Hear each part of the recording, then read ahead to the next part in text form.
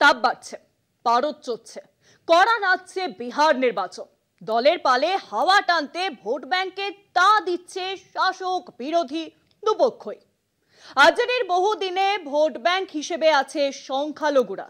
ঠিক তেমনি কর্মীদের সমর্থন বরাবরই পেয়ে আসছে নীতিশ কুমারের জেডিইউ।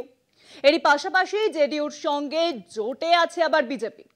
তারা ইতিমধ্যেই সুশাসনের ধুঁয়ো তুলছে বিহারে।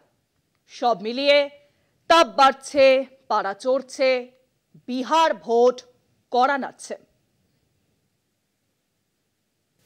পারদ চড়ছে বিহারের ভোটে।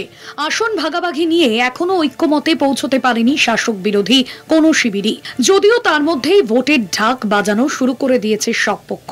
নাড়াচাড়া শুরু হয়েছে নিজেদের ভোট ব্যাংকে। একেবারে জন্মলগ্ন থেকে নিম্ন বর্ণের ভোট পায় আরজেডি। Vote bank সংখ্যালঘুরাও। জনসংখ্যার প্রায় 18% সংখ্যালঘু ভোটের দাবিদার বরাবরই লালুর দল। বাবার জুতোয় পা গলিয়ে তেজস্বী যাদবও সেই সংখ্যালঘু ভোটের দিকে তাকিয়ে, এবং সেই সূত্রেই ওয়াকফের শান লালু পুত্রের। নয়া ওয়াকফ বিল সংখ্যালঘু বিরোধী উন্নয়নের নামে সম্পত্তি দখলের ষড়যন্ত্র বলছেন তেজস্বী। শুধু তাই নয়, ওয়াকফ বিলের মাধ্যমে সংখ্যালঘুদের ধর্মস্থান ও কবরস্থানও দখলের ছক রয়েছে বিজেপির। অভিযোগ আরজেডির। কার্যত ভোট যত এগোচ্ছে ততই নির্বাচনী প্রচার থেকে হারিয়ে যাচ্ছে বেকারত্ব, কর্মসংস্থান ও সংরক্ষণের মতো গুরুত্বপূর্ণ বিষয়গুলি। বদলের চর্চায় কেবলই ধর্ম।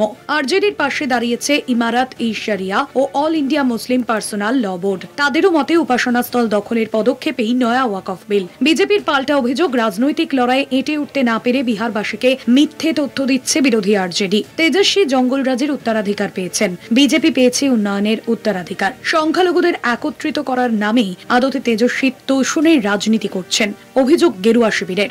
কলকাতা টিভি।